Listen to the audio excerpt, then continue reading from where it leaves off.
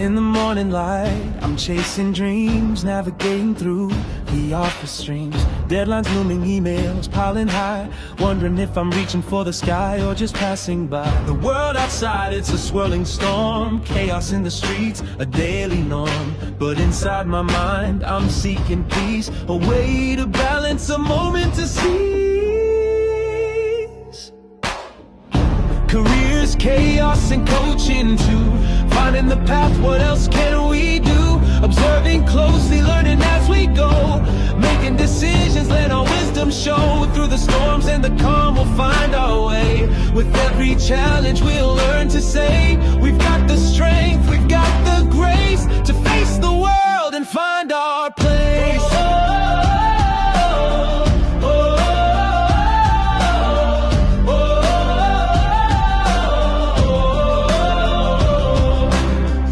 Upon meetings, voices in my head, strategies and plans, where do they lead instead? I take a breath, step back to see the bigger picture, what's meant to be. Coaching sessions, a guiding light, helping me focus, setting things right. With every word, a new perspective gained. In the game of life, it's not about the pain. Careers, chaos, and coaching too. Finding the path, what else can we do? Observing closely, learning as we go. Making decisions, let our wisdom show. Through the storms and the calm, we'll find our way. With every challenge, we'll learn to say, we've got the strength, we've got the grace to face the world and find our place.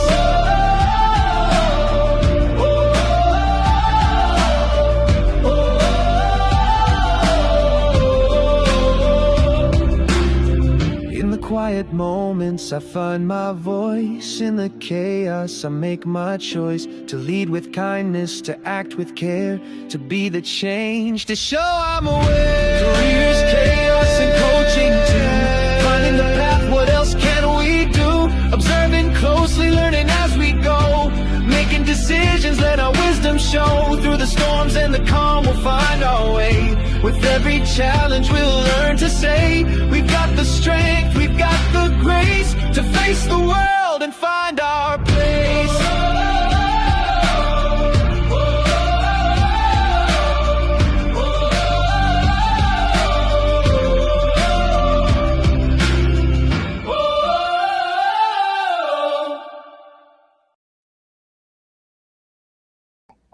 Well, hello, and good morning, good afternoon, good evening. Welcome to Careers, Chaos, and Coaching. Today is Sunday, February 8th, 2026, and I'm here with my amazing co-host, Melissa Houston. Good morning, Melissa. How are you this morning? I am so excited. It's Super Bowl Sunday. I'm in Washington, so yay, let's go team. Yes, it is. It is Super Bowl Sunday. The Olympics have taken off this week. We have a lot going on around sports, so we thought we'd make it around how game ready are your teams and talking about how leaders can really build teams that win under pressure. So that's what the topic is today, and we are looking forward to sharing some wisdom, some insights, some experiences, and also to hear from all of you in the chat, also up on stage. We're going to invite you a little bit later, but start off by letting us know, are you an Olympic fan? Do you watch the Olympics? What's your favorite sport? And are you going to watch the Super Bowl? And who are you going to root for? Or are you really just going to watch it for the Seahawks? But that's what they're going to do.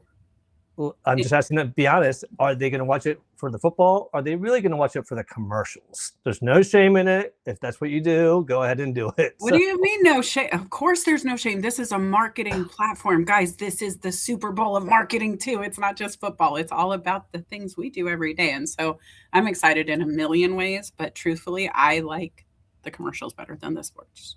I mean, they've marketed it very well to say, hey, we want to keep your attention and we want to make the entire event special, not just a halftime show. We want there to be a show in between plays. And that's what they do with commercials. And I got to say, I've seen a few of them. I feel like this year is the first year in a long time that they really have upped their game. There's going to be multiple good commercials this year. Like last year, I was like, whatever, they sucked. I don't know why. I Tell feel us that how way. you really feel. I don't know why. I will But say this though, guys, can we just take a moment to contemplate the fact that we pay to opt out of commercials all year long, and then we intentionally spend a couple $100 to bring everybody together to watch commercials intentionally together? all right, so let us know in That's the chat. marketing. That's brilliance, right? That's getting your team ready to do something that they avoid all year long. I'm excited about the chat. That is a brilliant thing, but here's my question for you all, because I've had this debate with my kids who are in their 20s now. They're full-grown adults. They're living outside of the house, and it's, do you pay for streaming without commercials, with commercials? Look, maybe it's because we grew up with commercials. I don't care. It's not that I like commercials. To me, it's, hey, it's a break to go get a drink, stretch my legs, go use the bathroom, whatever it is. I like that little bit of a break. Maybe it's because I'm a little bit ADD. I don't know. But the reality is that I welcome those breaks sometimes, because, we all get a little antsy, and I think it's just, it shocks me that the young generation don't like them when they're the ones that want short, digestible content on social media. So you think they'd want a break. I don't know. I gotta say, Felipe, you and I are very comparable in this, but the way I use my commercials, and I did like a TikTok on this a while ago, was I love to watch 80s television, like the Bewitched, I Love Lucy, all of those, right? And as soon as the commercial comes on, I get up and I speed clean, like I did when my mom would have me home all summer and I had chores to do before she got off work. And so I think there's something valuable about being trained as an 80s kid to know that commercial time means get up and move around, because you got to get something done in this moment. All I right, love that. I'll It's give you that. accountability. It's the alarms that we set throughout our day. We're literally creating micro commercials of ourselves, but it's like an alarm, right? Anyway, let's get into intros, guys. All right. Good morning. They're already fired up in the chat too. Look at them. Let me do one of my favorite things to do, is welcome everybody who's joined up on time, and right at the beginning of the show. It's great to see John Warner, Jason. Jason is cooking in the kitchen while he's listening to us. Jason, I know you probably couldn't see the message I put, but I asked, what are you cooking? Because knowing Jason, it's probably something awesome. And John Warner, another person who's become a regular, great to see you. Hope you're staying cool in Chicago. And Leslie Flowers, I hope you're staying warm in North Carolina. I know it's got a lot of cold and snow down there. And thank you for commenting about the picture. Yes, that is a new profile picture. I struggled a lot with that. I kept on throwing it to Melissa. I'm like, what do you think? And I sent it to my kids. What do you think? And Sean, happy Sunday to you. And let's see here. I almost said hello to myself. That's all I comment. Gary Rand, great to see you. Always loved having you here. David Pushkin, our LinkedIn radio voice from the UK. Always a pleasure, my friend. And Kenny Dunner. Kenny, I know you aren't happy with the Olympics because there's no winter tennis, but I still think winter tennis would be hysterical. I think trying to play tennis on ice would be funny as crap. So I think they should try that. Meryl Cass, our master communicator and connector, thank you for always sharing the event with others. Linda Clark, thank you for coming here. And Stephen Eng, who has got minus 13 degrees Celsius in New York. Yeah, it was 4 degrees this morning here. The wind chill was brutal yesterday. It was like constant. And Jay Pascual, buenos dias, señor. How are you? And Lisa Fevic is here. Martha Lobos, my Social Saturday chat buddy. Great to see you.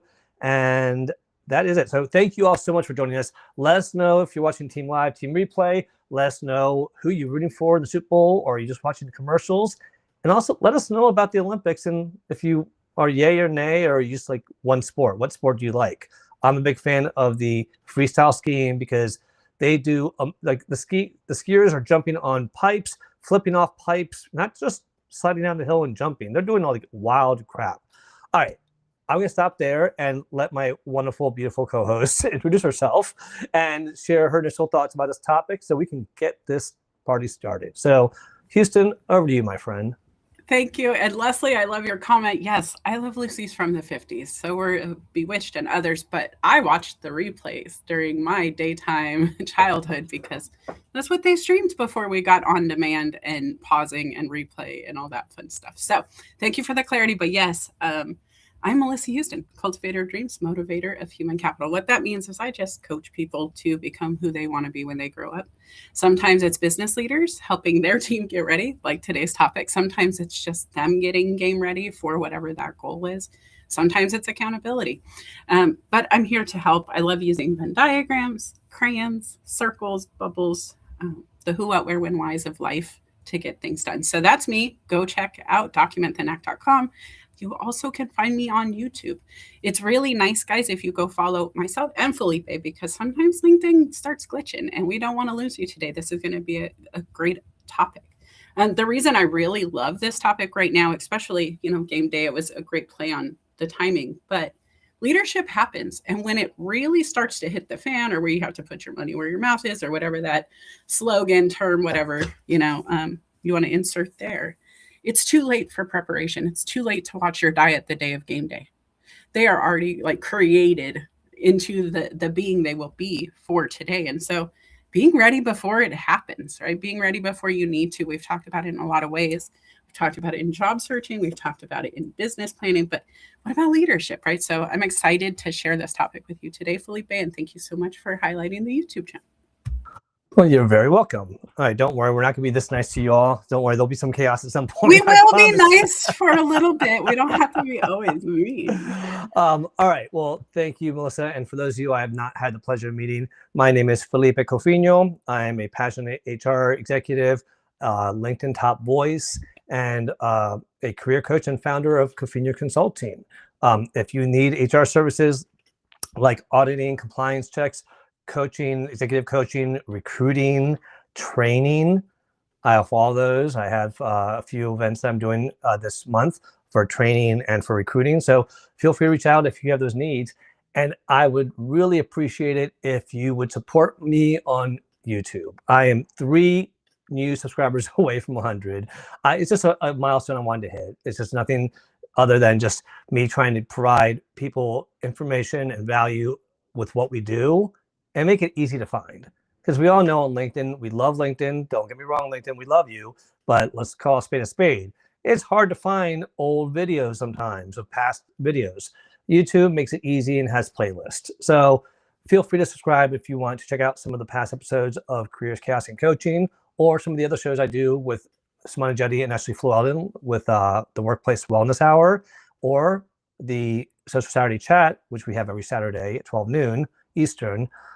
Or if you want to check out the Future Ready Voices, which I have a new guest who's a managing partner of a retirement firm that I'll be doing at the end of February, talking about the future of work and what does that look like, everything from working in person to hybrid and remote, to saving for retirement, to what can workplaces do better to help people be financially well. So if that appeals to you, follow me on YouTube or keep an eye out for the show. With that being said, I do want to say to Miss Flowers that I am a huge Lucy fan. I grew up watching Lucy. She made me laugh hysterically. It's not just because my family's Cuban. Yes, Ricky Picard being Cuban and Lucy being the redhead, very funny, very relevant in my family. I do feel like my wife is Lucy sometimes and I'm Ricky. And so it just resonates a lot. But if you haven't watched Lucy, definitely watch it. Now, last thing I'll say that's off topic, and we'll get into the show, is this. If you have children in your life, young adults that are in the Marvel universe, and you're not really into the superhero world, but you want to be able to talk to them about stuff, and you love I Love Lucy and the old shows, check out WandaVision on Disney Plus. I feel like I'm doing a commercial for Disney Plus, but WandaVision starts off the first 4 episodes.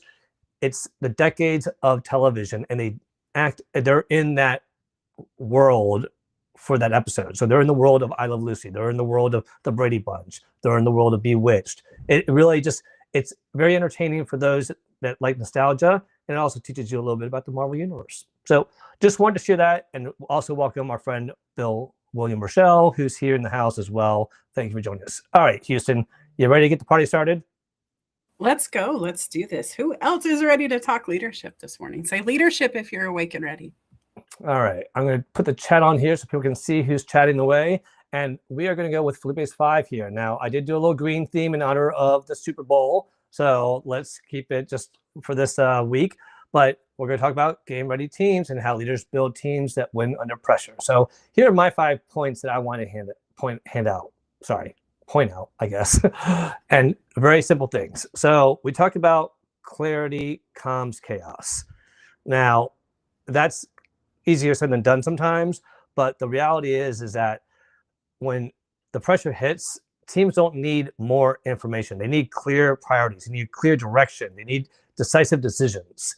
And that's what a leader needs to be able to do. If the leader is just adding to the chaos, you're not helping your team. So you need to have clarity in your messaging.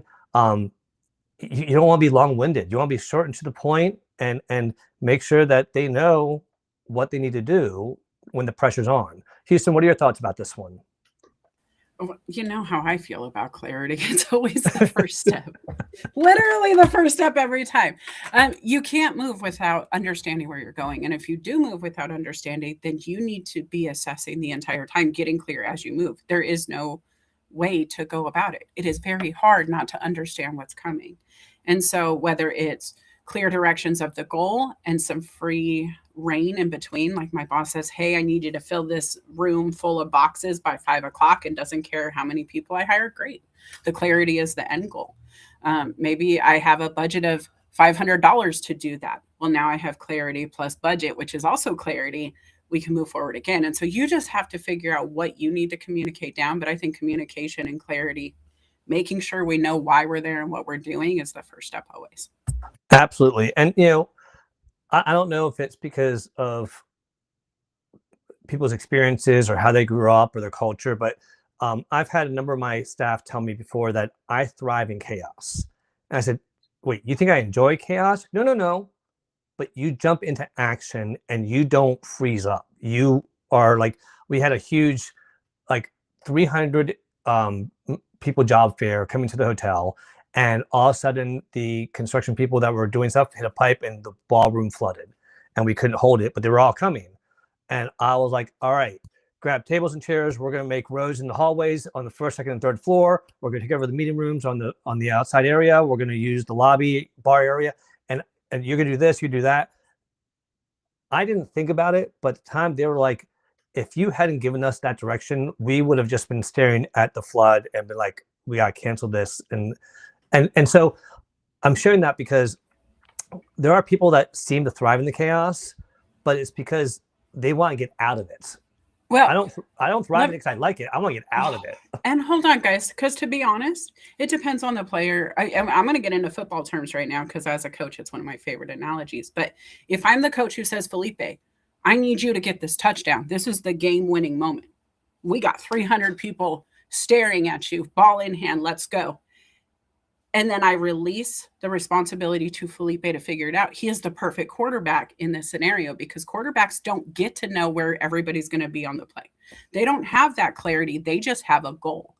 They don't know what hurdles are coming. Everything's in motion all the time. And so Felipe's a quarterback in this play because he has to be ready to do that ball running no matter what comes. I'm the same way as the eldest cousin. When something went wrong in the family, I was like, okay, where do we take the kids now? How do we go make this a fun afternoon? And I think our upbringing can do that. Being in a big family can do that. But also, I think it's a skill you can learn over time if you don't panic with the rest of them. The quarterback is not going to panic. And if he does, he gets tackled. So I love this. And if whether you experience it or you watch another leader practice it, you can learn from watching as well. So, all right, our next one. And by the way, I'm going to wait. There's a moment here we have to acknowledge Kenny and I agree on something. Bowling. We both like bowling. Look at that. Kenny and I agree. Okay. The next one is 2. Trust is built before pressure shows up. Meaning, don't wait until there's pressure to expect them to trust you. That should have been being proactive, and you should have built that. You can't manufacture trust during a crisis. You just can't. It's not going to work. High-performing teams practice honestly, and they allow accountability to come in, and it's part of the everyday. So you've got to build that trust that you are the right leader to lead them through this chaos. When COVID hit, there were a lot of leaders that failed horribly because they didn't have the trust of their team and they didn't have the clear direction. So Houston, your thoughts? Oh, I think it's a dual-edged sword with trust because I remember moments where my trust was built in the chaos. You think military, maybe they go to battle together, there's trust being built, but also they trained right before that, right? There are moments where emergencies happen. You see communities come together. I don't know where the trust starts, but very rarely do you see it all the time without some kind of connection, right? And so if you want your team to be able to play together in that moment at the hotel, I'm just going to use that example. The team maybe were worried about, I don't have the authority to make the decision. I don't know what they would say if I do this. I don't know if the clients would accept it. All of these hesitations might come into play. They're not trusting their authority. They're not trusting their decisions. They're not trusting themselves, even enough to speak up. And so I think there's so many layers to trust, but it starts with yourself, trusting yourself enough that if the bubble comes up in the brain, you have that concept to share it, because that was Felipe's power move in that moment. And he didn't even mean to make a power move. He was trying to help, right? But in that moment, he was able to speak something out loud that nobody else had said. And so I think that's really important. And being able to trust the room to speak up when you have ideas is huge. So as a leader, make sure you're creating those spaces. Absolutely. And it really, it's going to get you through the tough times more than you actually realize. And you want those people below you to trust you, because you need to make decisions, like Melissa said, when you're not around. And you need to be able to trust them too. Trust is a two-way street. If you don't trust them, why should they trust you? All right. Number 3, let's talk about preparation outperforms motivation. What I mean is that motivation is going to fade under stress. It's just going to disappear. When the stress hits the fan, your motivation is not a strong factor. Preparation is what creates the confidence that you need, that muscle memory, and that calm execution. So, for example, we all know about fire drills growing up, right? We had them in elementary school. When a fire alarm goes off, we know we don't freak out and panic and scream like crazy. We like, all right, let's look for the exit. Let's line out. We maybe not form a perfect line like we did in elementary school, but we know what to do. Same thing when I did active shooter training. I do that for a number of my staff that I've done over the last 15 years. Some of the best training I ever got, because the old philosophy used to be, if there was an active shooter, huddle in the corner, hide and pray and hope. That obviously has not worked. And that the idea of giving people the skills, like, here, you need to either hide, run, or fight. And here are the 3 scenarios that you're going to run into. Be prepared for all 3 in case they come up, and here's some things you can do. That's the stuff that you need. Now, could we prepare for COVID? Hell no. So there are going to be times when you just need to have that trust that we mentioned earlier to guide you. But when you can prepare for inclement weather like snow days, when you can prepare for hurricanes if you live in a hurricane or flood area, these are things that you should have plans in place so that people know what to do. They don't come running to you asking you during the crisis what to do. A football player is not going to run to the coach in the middle of play, who should I throw it to? Okay, no, he's prepared to know what to do. Houston? Oh, there's no timeouts in real life, guys. Like, you can run to the side. You got to have a few timeouts left. And we don't get like lives like Mario taught us. There aren't 3 chances to do the jump. And so you really got to think through it. The other part of it is, when you said we couldn't prepare for COVID, I wanted to argue with you. And maybe it's the Kenny effect. Maybe it's not. But I think we've always been told to have 3 months income in the bank. I think we've always been told to have an emergency preparedness kit, to have a few extra supplies on hand, to be ready to hunker down with your family in a snowstorm. Same concept with COVID, right? And so I think, depending on if you've been listening or not, does it apply? I'm a big fan of the Venn diagram. Does it overlap? Emergency is emergency is emergency. How do you prepare for the what ifs? And so if you're mentally prepared, I always think about Jason Bourne when I talk about preparedness, because if I could think of anybody who's always prepared, it's that guy. He's never patting his pockets for his keys. He always knows where it is. The reason he can unlock the door before you see him is because he pulls the card out of the same pocket every time with a quickness. He knows exactly how to hit it. That is preparation. Those people who can react and defend themselves in a time of chaos, it is because they have prepared for that. But you can do that mentally. You can be ready for the next, pandemic, dilemma, chaos, wave, whatever that comes. As long as you know how you responded in the last, you can prepare better. Maybe you need more snacks this time. It can be as simple as that. But I do believe we always have to be ready. And there's always a way to mentally prepare for what's next, even if we don't know what it is. And that muscle memory is a huge factor because you can't think about what you would do. Sometimes you have to practice it. When I was doing the active shooter training, I will say I took a little bit of enjoyment in this. I used a Nerf gun. Now, when I went through it, they used an airsoft rifle.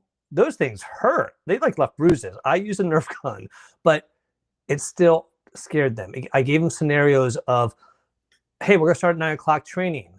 At 9 o'clock, I came in and I just started shooting all of them. I'm like, wait, we weren't ready. I'm like, I'm just showing you how unprepared you are for an active shooter, because an active shooter is not going to give you a scheduled appointment. And so they had to practice running. They had to practice finding a hiding spot and know, okay, this is where I would hide. When I came home after that training, you know what I did? I thought of places in my home where I could hide if I had to.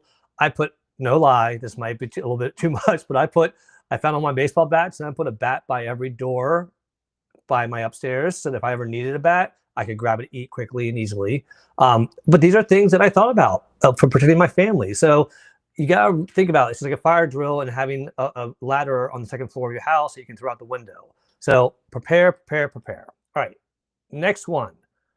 Number 4, the leaders set the emotional tone. And I cannot tell you how important this is, because this can be an epic failure from the very beginning if they don't set the tone right. Think about it. Those are leaders that bark orders and you're yelling and do this, do this, do this. What do you think their direct reports are going to do? They're going to go to their direct reports and start barking orders. Do this, do this, do this. Not explaining what's happening, not telling them why we're doing what we're doing, and not telling them what the goal of doing what we're doing is. The ones that are calm, collective, say, okay, team, here's the situation. This is what we need to do. I need you all to follow directions and we'll get through this together. Give out the orders. Any last questions? All right, go. It goes back to everything we said. They trust you to listen to you. You had clarity in your messaging. You had the right tone. So these are things that are so important. But again, the teams are going to mirror the leaders. So whether you're calm or panicked, they're going to replicate that behavior. Houston? It comes to optimistic and pessimistic too. Now, I'm going to call you out, Bill, because I see your comment. You said you couldn't prepare for COVID. It's not about snacks. First of all, you couldn't prepare for COVID means that I couldn't, is what you're saying. If you didn't feel prepared, that's one thing, but I felt prepared. I listened to what was the best advice of the day, and I did my best to navigate what was in front of me. The same way I do when there's a blizzard, the same way I do when chicken pox are out, the same way I do when there's a lice outbreak in school.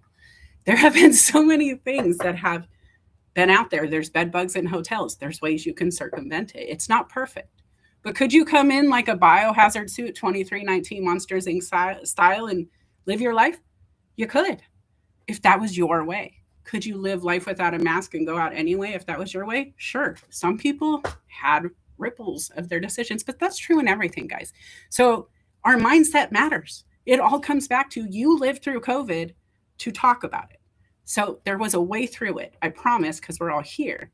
However, if it happened again, what would you do differently to make it easier the next time for you? You can't stop it, but you can prepare yourself for the next thing. And that's true with business. I can't stop the next economic slump. I can't stop the next tariff talks. I can't stop the political divide on any color. I don't care. Grab your crayon. I don't care. But I can prepare for other people's decisions to not impact me as much as it has in the past. I can prepare by working more to get more income if that's what it takes right now. I can prepare by saving more instead of spending more.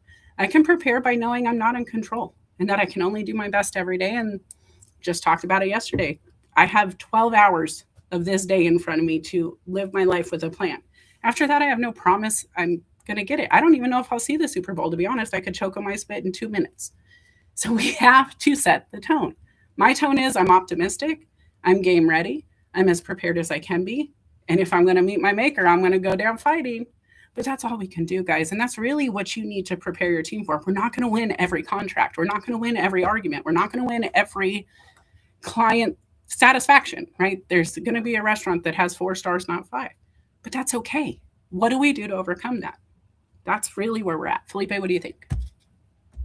Well, I agree with you. And there's one point I'm going to disagree with you. I'm actually going to side a little bit on Bill's side on this point, because I agree with you that we can prepare for the things that we have heard about, experienced, or are told about.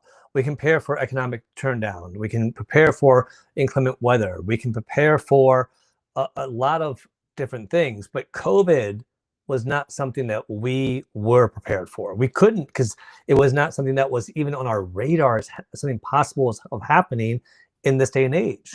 We thought that was something that happened in the Middle Ages.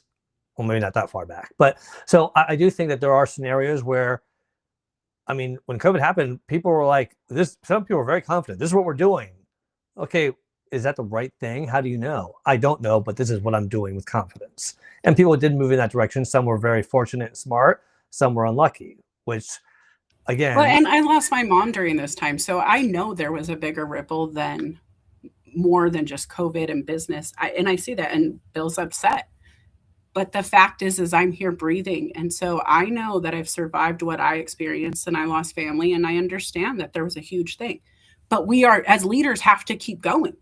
We have to build our team up. We can't tell them, woe is me, or they don't want to be behind us, because where are we leading them in that conversation? And that's really what we're talking about, is there are always losses. Some are big, some are vast. As a military, there's really bad losses a lot on those actions they have to take. Yet we have to keep going. And there's a reason, there's an end game. And I'm not saying it's right or wrong, but we are going to face it in spite of whether we want to or not. So we have to be ready with that mindset of, how do we lead them forward in spite of mom passed away, businesses closed. I was part of the layoff team too. Like anybody who knows me, I was not safe during COVID. It wasn't easy. Felipe, we were talking before the show. How easy is life for you on a day-to-day basis? Is it sunshine and rainbows all the time? Oh, hell no. My God, I wish. Actually, I don't wish it was sunshine and rainbows all the time, because I wouldn't appreciate the good times. But I mean, when you're dealing with siblings having cancer, you have a sister who died on the table for over a minute and came back, thank God. When you have young people in the family in their 20s and 30s passing away, when you're dealing with a wife that has strokes, when you're dealing with job loss. I mean, the reality is that it is a mindset. I can let all that drag me down, or I can say, what's next? Because I can't change the past. And I think that's where our next point comes in. That's very valid, Houston, because this is the part that I think we all need to be able to do after we go. We've been talking about what to do beforehand, how to be, how to prepare for the pressure, not what to do once the pressure has hit the fan and you've gone through it. But now that the pressure has hit the fan and gone through it, this is the time to reflect as leaders, to improve, not to blame.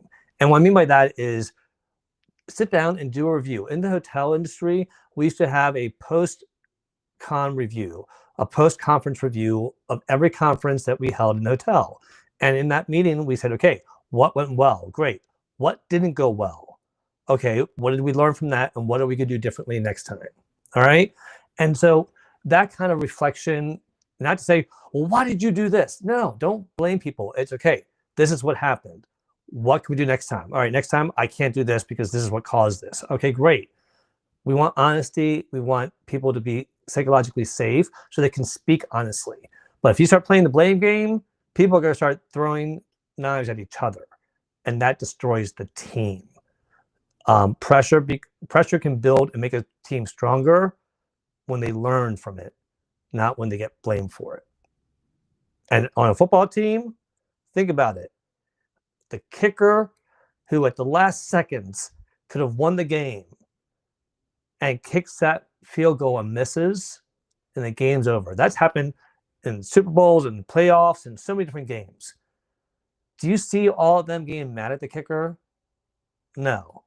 You see them patting him on the back, supporting him, letting him know that it's okay. Things happen. We all make mistakes. We all learn from them. And then they review the tapes and say what went wrong. What can we do better? So, Houston, over to you. I love that analogy. And what I would say first, if I was coach in the back room where everybody just, maybe they are mad off camera. Maybe they go back and they're all pointing out the kicker. Can I just put perspective on that kicker's job? You guys failed to lock in the game till the last minute. And then you asked this guy to put it all on one foot. You didn't get an extra touchdown. You didn't get extra 5 yards early in the first. You let go of the ball and you let them take it. Whatever it was, right? It is not one moment. When the team fails, the team fails. And we can always blame one person, but the truth is the only person that should be blamed is the coach who said, why did you put all the pressure on the kicker? Why didn't you lock it in the third? Right. And I think that's the conversation is, I can upset people by saying you need to be mentally ready. I lost my mom and I had to shut my business down coaching wise from having 30 clients at a time to 5. I was not mentally prepared for that ripple in my life. It just wasn't. Now, that doesn't mean I'm a bad person. It means that if it ever happens again where I have a loss of life, which I did, I knew how to handle it. I knew how to give myself grace in the time. I knew what to do in spite of so I could continue to provide for my family. That's not a bad thing. That made me a better leader to those I was still responsible for because now I know how to overcome the problem. If you run into traffic every day at Main and First, you're going to go to Broad Street and Second because there's nobody there. They're all on Main and First. You learn the hard way sometimes, and it's not easy, and it's not without huge losses in a lot of ways. I've had to close businesses myself. That doesn't mean we give up, and that doesn't mean we tuck it up and just run away from the conversation. Being able to reflect on what worked and what didn't is exactly how you fix it. And if you are not in the room listening to your team or your team doesn't want to listen to you, that's a communication problem. We're back on slide 1. Let's go right back to the beginning. Let's get clear. What are we trying to do here? Because once we understand the goal, then we can reflect on improvement because we know the goal is to get there, right? And so I think that's what we get lost in. And if you guys aren't focused on the steps between 1 and 5, then start over every time. Every time you lose it, let's just start at the top. And I think it's silly in some ways, but I remember and I'll hand it back to you in a second here, but my son, Ryan, he was struggling with reading at school. And I knew this was just an attention thing because when I watched him play video games, he could read the screen faster than anybody else in the room, including myself. I'm like, how? Because you say you can't read. Let's talk about this. So we went and we read a chapter. And every time he started to go really low, I was like, no, go ahead, start at the top. Go ahead, start at the top. And it was about 3-4 times in. Finally, he just put himself into the game. He did the thing I was asking him to do, and he stopped slacking off because he knew we were just going to start at the top. And when you have that accountability, I think it's a game changer. Felipe?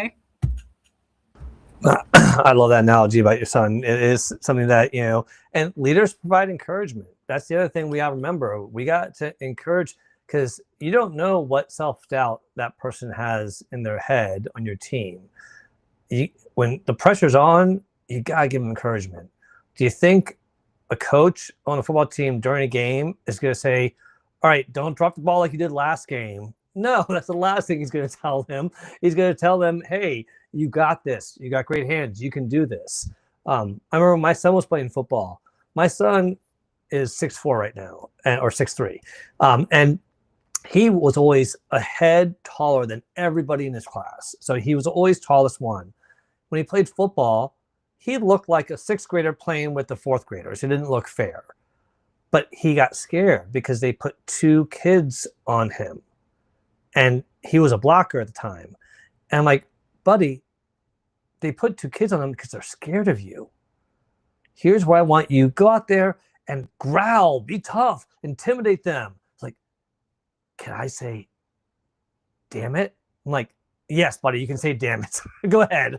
And so it was one of those things where it's like, he just needed that self-encouragement. Sometimes we just need to remember our team is looking to leadership for those encouraging words. And it's up to a leader to know when to give them. All right, the last slide here is just a reminder. Pressure doesn't change teams. It reveals leadership. And COVID proved that. I saw leaders rise and who I said, I want to work for you because you know how to handle stuff. And others that say, yep, you are not a good leader because you're making it all about yourself or you don't know how to help people. Jason, you're not late. You were cooking. And, You still need to tell us what you were cooking because I'm curious. All right. With that being said, Houston, I'm going to hand it over to you. I've put the link in the chat for people to join us on stage. Again, this is a chance to talk about leadership, how it ties into team sports. If you do come up, we do ask that you just be respectful. This is not a sales pitch for your own stuff. There's a chance to talk about this topic here. But I do want to say hello to Charles, who's joined us as well, along with Jason, and Nicole is here. Great to see you, Nick. I'm getting with you tomorrow morning about the book. And we have Gregory, who's joined us. Great to see you, Gregory. Zahar, great to see you, my friend. You've been putting out some great videos lately. Leanna, thank you for joining us. And I already said hi, I think, to everybody else, but I just want to double check. Yes. So Felipe, I just have to ask the audience, do you guys remember a time where your leader came and I'm using football today, but grabbed your face mask, shook your head around and said, dude, what was that play? Have you ever had to go to a leader and say, hey, coach, I fumbled the football. I know you were talking to your assistant over here and didn't even see it, but I dropped the ball and this is what I did. I'm going to go first, but I would love to hear this. And you guys come on stage if you want to share. I ran background screening company for a long time. And I don't know if you know this, but we have over 3,000 counties in the United States, individual little segments of your state nationwide that will, host that information in the courthouse. And so Texas, being the biggest of them, has over 380, I believe. I'm going off memory here. I know it's over 300. And I accidentally erased 4 vendors who had differentiated pricing in each county. I had backup vendors in case one was out. I erased it in one click, just gone, the whole state. And I was like, that's like 1,200 segments of information that I had to put together myself. Walked immediately into my boss's office, said, I messed up bad. And I just kind of giggled. But the truth is that immediate ownership of my mistake, I knew there was nothing I could do to make it go away quickly. There was nothing I could do but could just tell him, oops, and then yell at the tech guy for allowing that feature in the system, because who does that? And we moved forward. But what I loved about his response was, okay, go fix it. And that was it. And I think there's something about being a self-leader that I would love to just like plant this seed. You don't have to be in charge of the business to be in charge of yourself. You can be a leader and show leadership qualities from below. You do not have to have it on your name tag to show them that you are accountable, that you see problems, you find solutions, and you will own the process front to back. Because when you do, that is a game-changing career move. I don't care what career it is. Felipe, what do you think? Sorry about that. No, I'm here. I opened the door for the dogs because Michelle just got home with her friend. Were you listening? Be honest. No, I was listening. I just Okay. I didn't hear like the last 10 seconds maybe. Okay, so really I was just saying like the accountability, the ownership, being able to come in and say, I screwed up. I know how to fix it. I'm going to take care of that, really creates the leadership within yourself. And then you can an example you gave was great. I think you definitely showed accountability, you showed ownership. You didn't try to lie or hide it, and that says a lot about you, but also the leader's reaction to you also says a lot about the leader. I know I made a huge screw up one time where I was getting all these files sent that I had to send to the government for an audit that we were going through. And they kept on sending me different files. I'm like, please use the file I'm working off of. Don't send me new files every time. And every time I was getting new files, so I had to save and add. And I went to go send the file and it sent the wrong one. And what the issue was is that there were on-call servers on there, and the government says you don't need to include on-call servers. We don't care about them. Include them if you want. Well, we did not have every single paper application. We were missing a few because back then it was all paper. And so we ended up putting them on there by accident. I went to my VP. I'm like, fire me if you need to. I screwed up big time. He's like, you made a mistake. What'd you learn from it? I told him. He's like, all right, go back and do what you can to improve on it and make the best out of the situation that we have. It all worked out and it ended up being okay. But that's the thing that really just blows my mind. And hey, sorry, my wife just walked in. So I'm going to hand it back to you, Melissa. Okay. Hi, Michelle. Also, no, I think it's important. And I like what Meryl says. I've always proactively taken ownership of my mistakes at work. And I think it's important, guys, because we're human. We're all going to screw up something. I don't care what it is. Did you accidentally put the sugar in the salt container at the restaurant when you work there? Fine. Own it, right? Fix it. Nick says the same. We lead ourselves every day. And I think it's important. You have to be your own coach. You can get coaches, but the truth is, you're not going to listen to a coach unless you're coaching yourself to listen to the coach. And you have to decide what leadership means to you. We can talk about it in business, but I think the best leader allows for mistakes when the game's in play, right? If I berate the quarterback coming back from the sideline or coming to the sidelines during the game, he's not mentally going to be ready for this. Just like Felipe said, you got to give them that positive reinforcement. You got to tell them, shake it off. Yeah, we got to work on that. We'll do that next Tuesday. And, not have them trying to fix their diet or trying to improve their nutrition or working out better or being a different human in that moment. It's too late for that. You just have to celebrate the moment when you're there. And that's the other part I just want to point out, guys. We forget to celebrate the win. Today, no matter what, I have winners on that field. I don't care who wins. You're at the Super Bowl. It's you in second place. It doesn't matter. It's like gold and silver, right? And when you think about it that way, the Olympics, I always said there are no losers in the Olympics. They are the best of the best, and one of them gets to take a cooler trophy home than the other. But to be honest, they're Olympians. That doesn't go away. The title is always there. They have been at the top of the top game, and they got to play. They got to be on the board. For me, just having my name on the board at the Olympics is a win. And so I think not losing that perspective when you're with your team in that Super Bowl of whatever it is for your organization, not to forget that squad got you there. Those people, their skills, their daily, effort, the time they put it away from their family or work through lunch, that's what made it happen. And so I think it's just something to celebrate as well. Felipe? I love that. And I think it is something to celebrate because, there's a reason why people say don't be a sore loser. It says a lot about your character when you can't lose and still have some kind of positive attitude for the winner and congratulate them. I think we know a lot of examples in the world right now where people are sore losers. That's all I'll say. But I do think that there is so much value to us just owning our mistakes and knowing that we can learn from them.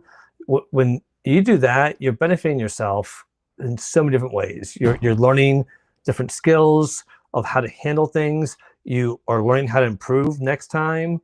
You're showing others how you handle things, and it builds that trust factor that we talked about. When someone always like, oh, I didn't lose, you lost, you cheated or whatever, and they make excuses, how do you think they're going to handle pressure when it hits them? Probably not well. So that's the kind of things that we want to look out for, those red flags in leadership when they're not doing the right thing. You may want to keep an eye on those things when you see those red flags. But with that being said, we have one of our wonderful listeners and guests who we always enjoy hearing from, Stephen Eng, our resident part-time LinkedIn librarian, I call him, because he's just a wealth of knowledge. And I tell you to stop doing that. All right, Hi, sorry. Stephen.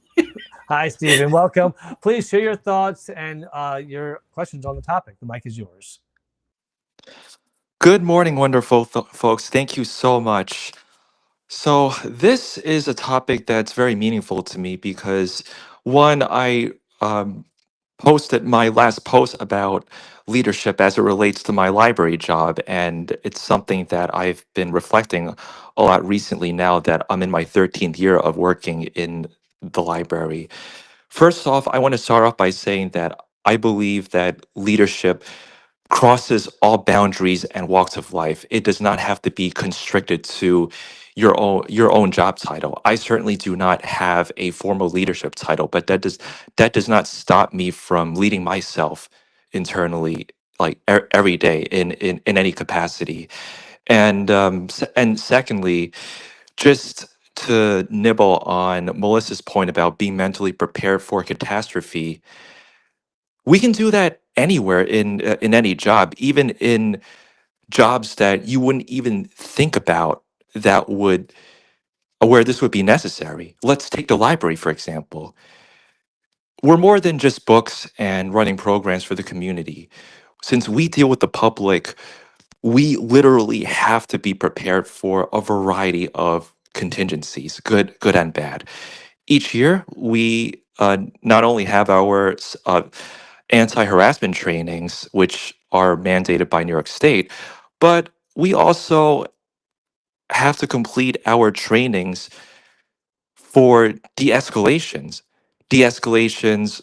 when dealing with homeless people or bad actors that can cause chaos. That includes active shooter trainings. To your points earlier, Felipe. Now, because these are time consuming and they are funded by taxpayer dollars, not everyone is happy with the time commitment. Some people are growing like, that's it's that time of the year again. But the truth is, everyone benefits from this knowledge because you never know when you're going to need it. Yes, it can feel like a set of stereo instructions when you're just watching a bunch of presenters and slide decks.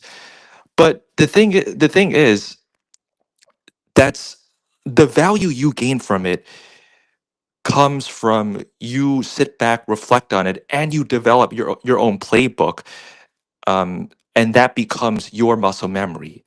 As it relates to me, I'm on the floor all the time dealing with patrons, often away from the presence of administrators and librarians.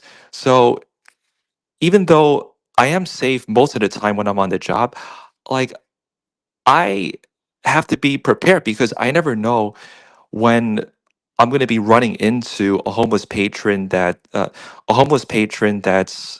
causing chaos and being disruptive, or if there's going to be an active shooter storming the building.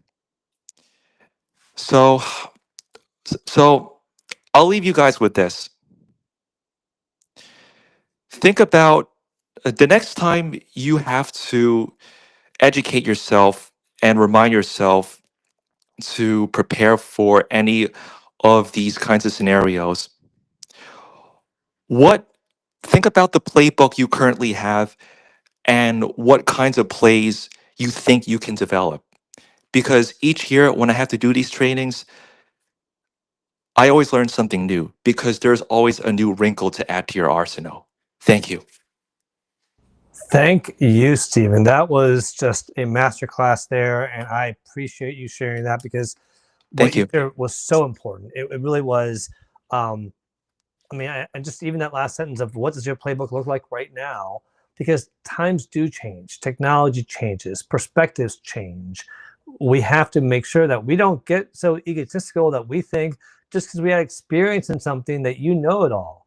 No, you can become obsolete very quickly if you are not staying on top of relevant current items and trends. Now, I love that you start off and talking about the titles because not all leaders do have titles. And there's leaders in your family. You see leaders in your children. Melissa talks about being a leader with her cousins. You see leaders among friend groups. You hope that your children are not always followers, that they are also leaders. You talk about leadership in football, in all sports. You talk about leadership in the boardroom. So it is something that a title does not mean anything. I've had employees who have not had any desire to be in leadership, but demonstrated leadership daily in their behavior.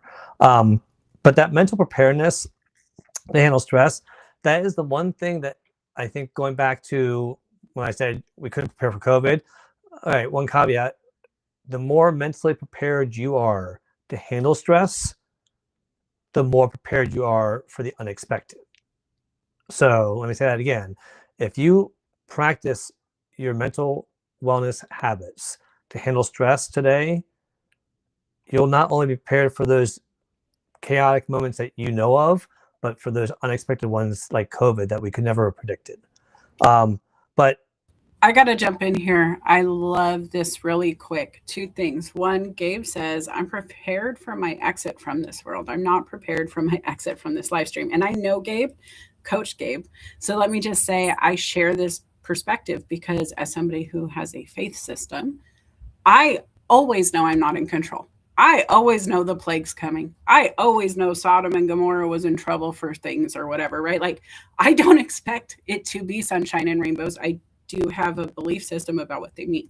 And so even that is self-care for me, knowing that I'm in control of nothing and this is temporary and we're all humans and we're all flawed and it's going to be okay anyway. We're just going to maybe get 99% of the happiness, right? People hate chocolate. Who hates chocolate? 1% of people. That's okay.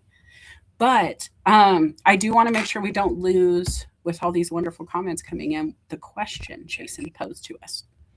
Says Melissa and Felipe, what is wait. Can we finish up with Stephen first? Yes. Before we get into, yeah, thank you. All right. So Stephen, you're talking about, the training that you go through. And that's the one thing that I think that a lot of leaders are missing, because there's training on how to handle conflict, the active shooter training we talked about, time management, basic things, but also how to lead with emotional intelligence. And when people say they don't have time for it, I always ask them a question. I said, I'm going to ask you a question I don't want an answer to. I said, what are you doing instead that's more important than this training and what it could help you with? Because if your answer is, oh, well, I'm sitting down and having a snack, or I'm watching a YouTube video, or there are things that these trainings will help you in your life at work and in your personal life. Some are meant to protect your actual physical life, like the active shooter training, how to protect your mental health, how to handle conflict. So these are all things that we need to make that time commitment to learn. And it's up to us. I've worked with academics who have PhDs who still think they don't need to keep on learning. I'm like, how can someone so smart lack the knowledge to know that you're a forever learner? So remember that. And with that, Houston, over to you, my friend. Well, I love this conversation, Stephen. He's my buddy. I claim him. He's one of my friends. And I always love your insights and what you do in your community. I think it's so important. I consider him Mr. Rogers in my brain.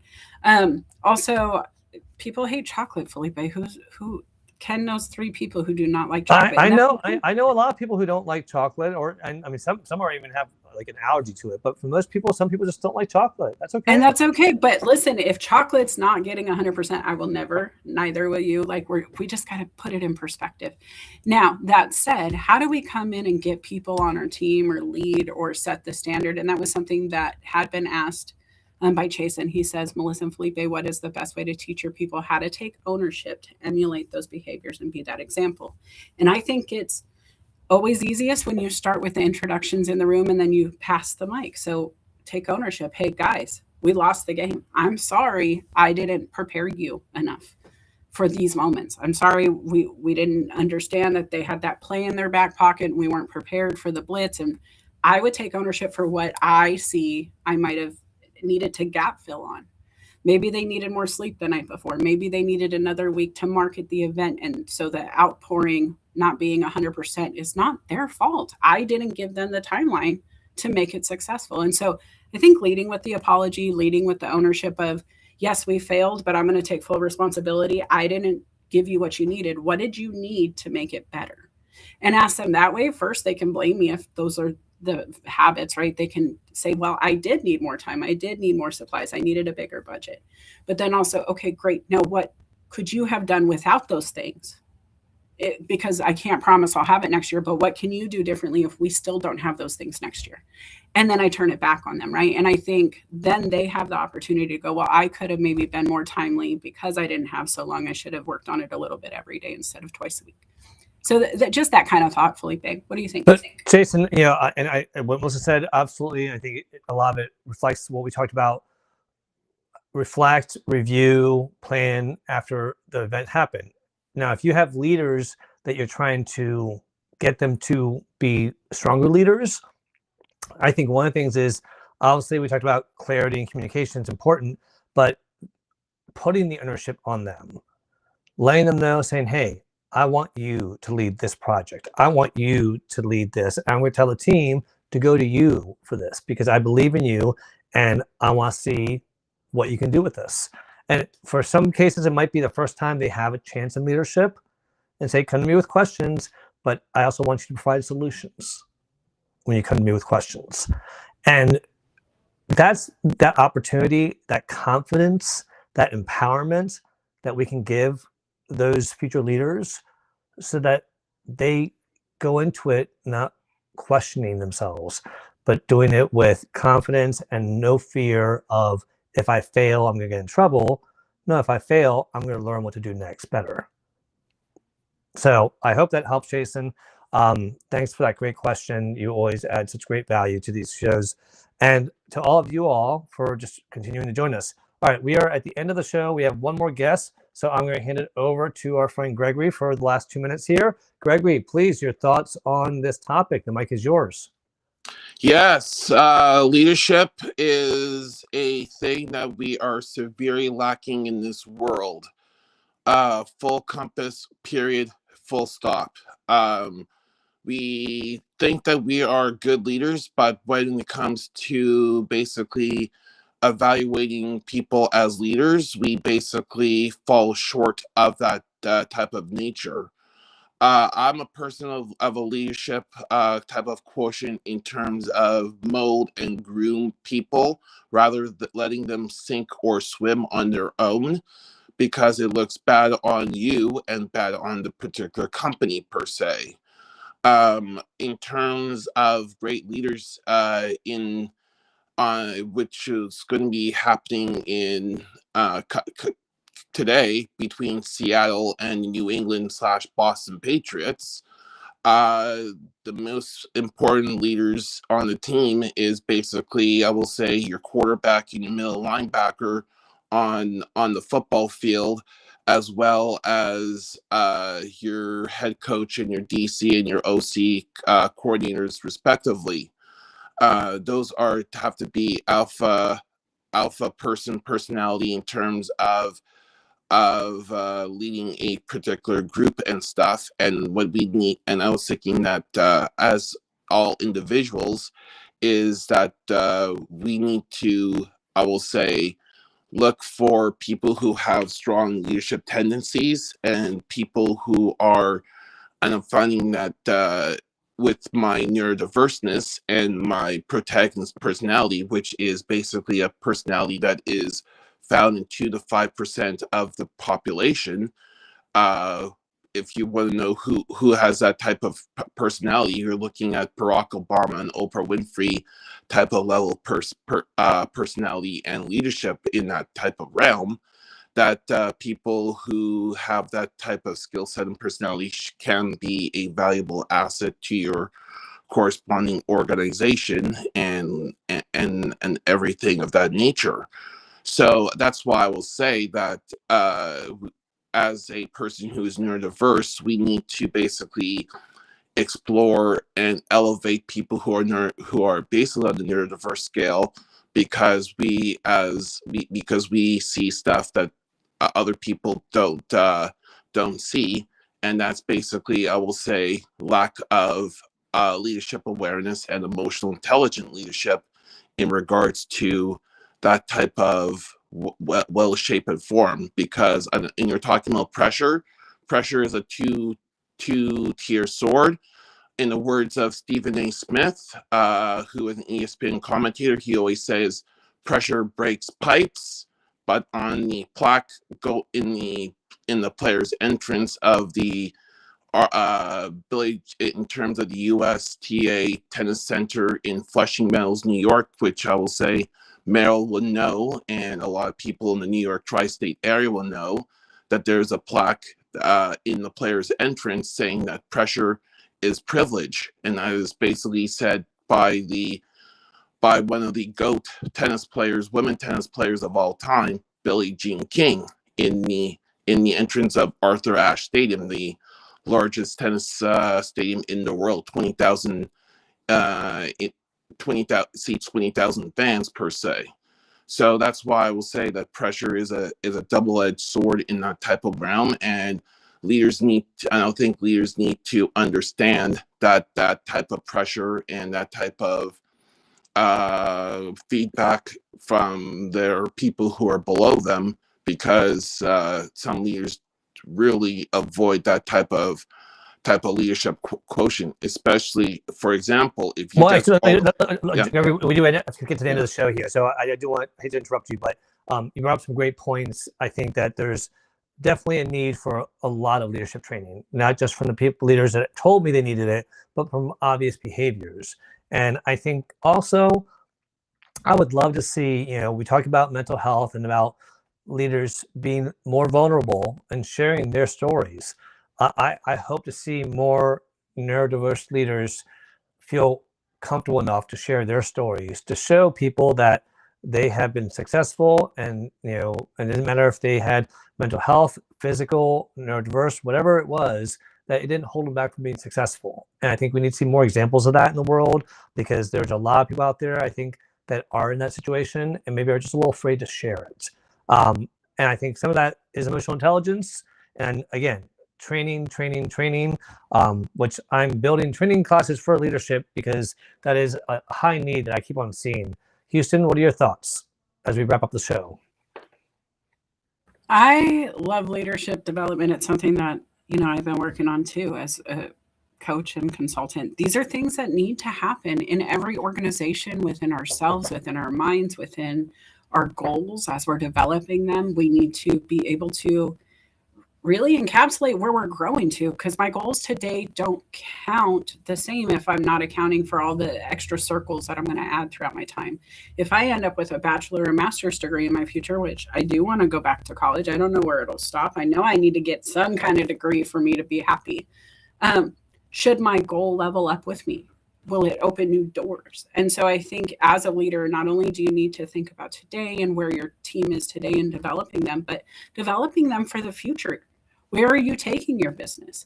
If you want your team to come with, you need to invest in them. So you'll see organizations doing leadership development, hiring coaches like us and consultants like us to come in and do that mindset shift, the leadership training to teach the teams how to come together to grow within the goal and within themselves.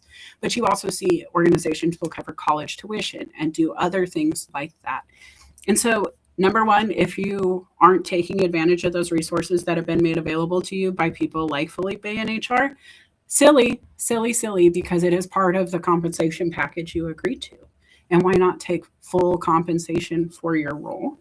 If you are a leader and you're not opting your team into extra development beyond what you've always done, that's silly. A new to-do list brings new results, not the old to-do list doing new stuff. It doesn't work that way. And so invest in your team, whether it's time with LinkedIn Lives, where it's free. You can replay it on Monday morning. You don't have to be here on a Sunday necessarily, or you can hire people like us to come in and talk. We are available together. We're available separate. We do different things. I think no matter what you're looking for, it's here on LinkedIn, it's on YouTube, it's on Facebook, it's everywhere you want to be if you want to be there. And so, not to sound like a commercial for whatever that was, a credit card, I think, I do think we need to be accountable for ourselves and the outcomes that are coming. And that means even if the roads crumble, the world shuts down because of a pandemic, even if the internet shuts off tomorrow, what's plan B? What if the cash register stops working automatically? Do they know what the sales tax is in your city? Are you prepared? And if you're not, reach out. I am Melissa Houston. You can find me at documentanact.com. You can find me on YouTube under Document and Act. I have Careers, Chaos, and Coaching I do with Felipe bi-weekly. We would love to talk to you together, separately, whatever you need. But then I also do coffee chats with Melissa on Saturday mornings at 6 a.m. That's more of a mindset development, life coaching, some business. It's more of a personal touch. This is more of the professional side of things, but I do both. So go learn more at the website. If you want to connect, do so. But please follow me on YouTube. I'm also growing over there for when LinkedIn isn't LinkedIning. Is that a thing? When it's not LinkedIn? I don't know. What are we going to call that, Felipe? LinkedIn is drunk. It's been drinking all the time. But thank you guys who came, commented, joined the stage. We appreciate you always. Also, who are you rooting for? Are you with me on the Seattle Seahawks today? Or are you going to go with the Patriots? Which I was telling Felipe, I'm also semi-rooting for, because again, yay, we're at the Olympics of Super Bowl football. Yay, good.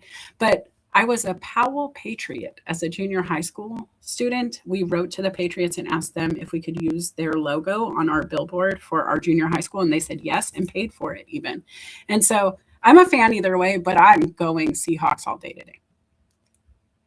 Well, I have no strong loyalties either way. I don't have anything against either team. I'll be happy if the Seahawks win because of you, Melissa. And if New England wins, they've always been good winners, so I can't really hate them for winning. So I'm just going to enjoy the game. I hope it's a good game. I hope it's a close game. And I hope the commercials are entertaining. I will say that there's one that I saw a preview for with William Shatner, who used to play on Star Trek. His commercial was hysterical. So check that out if you see it. But for me, I just want to say thank you to everyone. And if you have not checked out Convenient Consulting for any training needs you have, recruitment needs, any HR services, please feel free to reach out to me. Or if you know someone that might need it, someone that has a small business that's struggling with finding good quality candidates or with their HR services. And I, as I mentioned, am 3 people away from reaching 100 on YouTube. I'd love to be able to hit that milestone. It's just a personal goal. Nothing that happens on YouTube because of it. But it is a chance for you to see all the playlists. I have a playlist for Careers, Chaos, and Coaching, one for Workplace Wellness Hour, which is a week from Monday, one for Social Saturday Chat that happens every Saturday, and one for Future Ready Voices, which our next episode comes out at the end of February. That is a quarterly show that I do where I interview top executives, C-suite, managing partners about the future of work and what they're doing to prepare for it. And these are people who are future focused and definitely innovative. Felipe, can you try a little bit? Can you just like maybe network even slightly, just sometimes? Are you kidding? You are like the busiest live person I know beyond maybe Gabe Leal or Aaron Gibson. What are you doing? It's fantastic. You need your own. You need your own playlist. You need to get that up and like feature. Well, that's what Future Ready Voices is. Future Ready Voices is. No, you need a TV guide. Like, where's Leslie at? You need your own. You need your own. When I go to your page, I know because honestly, I like a lot of his shows. I don't listen to this one because I'm here, obviously, but I do listen to the Wellness with Sumana and Ashley, and I love that.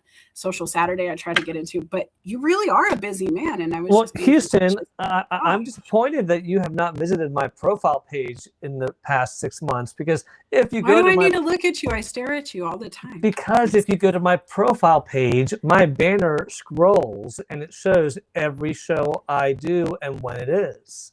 So there's the TV guide. There you go. How often do you guys go to other people's profiles? Be honest with me. I don't go very often unless I'm asked. But when I went last time, I wasn't really looking at.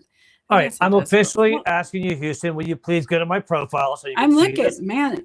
Okay. But listen, okay. So can I pick on you then, since you made me come here? Oh boy, why stop now? Okay, but truthfully, I see what you're saying, but it doesn't tell me when you're live, so I don't care. All right, I will update them with my picture and the times. How about that? There it is. Look at that. I love it. No, but I love this concept because then I can see. But guys, why does he need 5 slides? He's always such an overachiever with his Felipe 5. Even your banners got 5. Hey, is this a tip at this point? Do I need to call Howie Mandel and have you guys have like a support group chat? Hey, as a branding expert that you are, I thought you would appreciate how well I'm branding Felipe 5. I really like it. I dig what you're doing here. I'm looking at this. I love that you're doing it, and she digs what I'm doing, y'all. She's like from the '70s. She digs what I'm doing. I dig it, man. That's so cool, man. It's probably Aaron Gibson, his dude. He was giving me some of that energy the last coaching call. But okay. I do think, guys, if you're going to market, though, make it, and I love this concept, but just make it that Pokemon card so I see all your data. Like, I love a good flyer, but if you don't put your phone number and just your website, I got to work too hard. Do both. Some people like to call. And here's the thing, call me overachiever or call me just someone who's creative. But when I did this book here, I'm going to show this real quick, my Miranda Max book, you know what happened so I did the book, I did a animated video that goes with the book, and now I'm releasing it in Spanish. Now, here's the thing. During this past snowstorm, we were all stuck, and my wife's like, all right, I pulled out games, I pulled out coloring pencils, but we have no coloring books. So I went in and created a coloring book for Miranda and Max that I'm going to give free to anyone who buys the book. Oh, good. When's mine coming? I already bought the book. I know you did. Calm down. I'm going to let you know. No, I'm not calming down. I'm excited about your book. That's not a really good idea. Sorry. You get more excited. Yay. Okay, thank you. I'm literally your crayon. You already sent me the crayons, bro. What do you mean calm down? I did send you crayons. Glittery crayons, too. I know. So that's something I thought, you know what? Why not be able to give kids a chance to color in and draw their characters, their Max and Miranda, the way they want to? So, or Melissa, or both. Yeah, I'll share with them. But when you think about what you're doing, put yourself in the shoe of the person that's going to receive your product, your service, whatever. Think about what would they want, or what would you want if you were them? And I always remind myself about what I wanted as an employee, what I wanted as a kid, what I wanted as a young executive. And it helps you kind of be a stronger leader because you're able to remember what you needed. And sometimes you learned what not to do from your leaders. So don't forget about the lessons learned from the bad leaders, because you learned what not to do and not to replicate. All right, Houston, with that being said, things coming up. What do you have coming up? Saturday morning, 6 a.m. I will see you guys at Coffee Chats. I'll probably have it up here in a little bit. And then we're back in 2 weeks, and we need a topic from them, or he's going to ask me to come up with another one, which I can. I like picking up some of these ideas for us because I love picking Felipe's brain, but I would love to know what you want me to pick out of his brain or have him pick out of my brain. So let us know, guys. Absolutely. And I have a week from Monday, the Workplace Wellness Hour with Shimana Jetty and Ashley Llewellyn. And we have a great topic that we're going to be doing, but I'm not going to share it with you until I post it. So keep an eye out for that over the next day or two. And of course, I'll be doing Social Saturday Chat next Saturday at 12 noon Eastern. The Workplace Wellness Hour is Monday night at 8 p.m. Eastern. And then I will let you know about the Future Ready Voices, which will be the last week of February. And then Felipe, what is your one favorite offer you have right now? Also, before you answer that, Coach Carrie says she wants to learn about the scrolling banner. So you got to message her and tell her how you did your magic. But what is your one favorite offer? And then I'll share mine, and then we can say goodbye to our friends. My favorite one offer right now is that I'm offering a free 15-minute LinkedIn review of your profile to give you tips on how to make sure that your profile is maximized to the fullest. And also to introduce you to me and my style to see if you like what I do.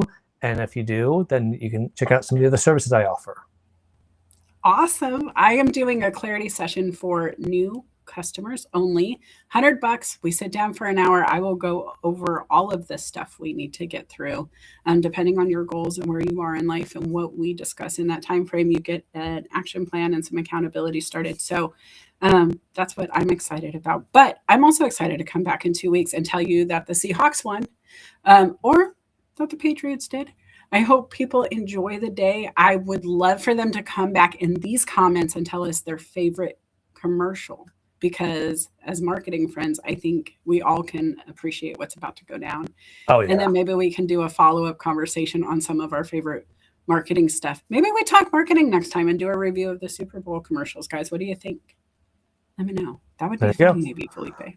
That would. Well, Coach Carrie, thank you. Nick, thank you. And I do want to say, if people want to say, let us know how we can thank you. I will not shy away from a cup of coffee. So if you want to buy me a cup of coffee as a thank you, Melissa has one as well, which I need to get yours so we can add it up here. But I'll share anything from today with her. I do want to say thank you to Leanna and Kenny for coming up here. Chasen, as always, my friend. I need to reach out to you. It's been a while. And then Gabe, Liao, you and Yvette are on fire with your shows, by the way. Nicole, I'll be talking to you tomorrow. And then we have thank you to Meryl Cass, of course, and everyone else who joined us. So thank you again. Oh, and Stephen Eng and Gregory for coming up. So we appreciate you. We hope you have a great rest of your Sunday. Check out and have fun watching the Super Bowl. Have fun watching the Olympics. Have fun watching the commercials. Or have fun just relaxing. It's a Sunday. Take it easy. Eat the snacks. Eat the snacks. Eat the snacks. All right. Let yourself have a little treat today. Take a nap and wake up in the fourth quarter. Trust me, you'll be fine. No, then you miss all the commercials and any good plays. Okay. That's horrible advice, Houston. No, do not fall asleep. Listen, by that time, YouTube will have them loaded. You will know before the game's over. Nobody will know you slept. Take a nap before, take a nap after. You'll miss out on anything to that. Do it your way is what I'm going to say, Felipe. Stop telling them what to do. Do it your way. I'm just telling you not to do it your way because I think you're wrong. I'm actually going to be out. I'm going to go play pool. I'm going to watch the game with the Seahawks fans. I'm going to not be here. All right. Yeah. Well, have fun, and we'll see you all later. As always, remember to be confident, curious, grateful, compassionate, and tenacious. Have a great Sunday, everyone. Bye, guys. Adios.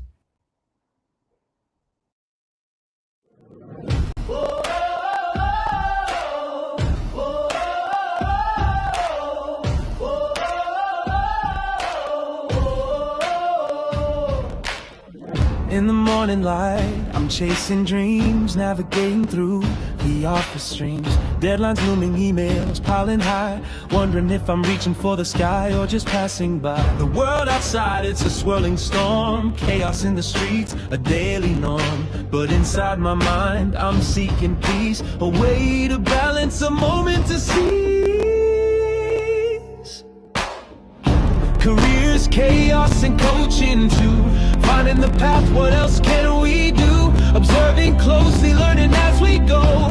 Making decisions, let our wisdom show. Through the storms and the calm, we'll find our way. With every challenge, we'll learn to say, we've got the strength, we've got the grace to face the world and find our place.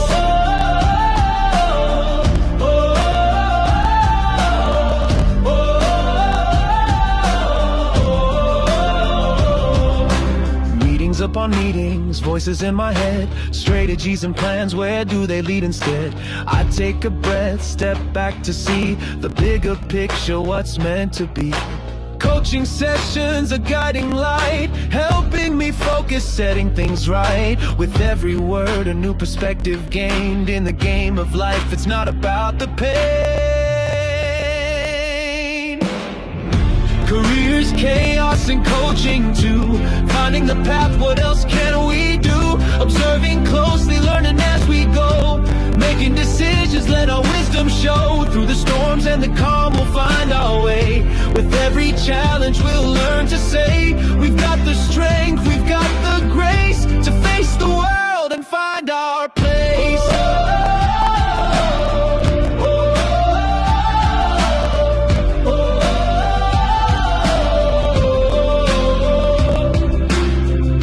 Quiet moments, I find my voice. In the chaos, I make my choice to lead with kindness, to act with care, to be the change, to show I'm aware. Careers, chaos, and coaching too. Finding the path, what else can we do? Observing closely, learning as we go. Making decisions, let our wisdom show. Through the storms and the calm, we'll find our way. With every challenge, we'll learn to say, we've got the strength, we've got the grace to face the world.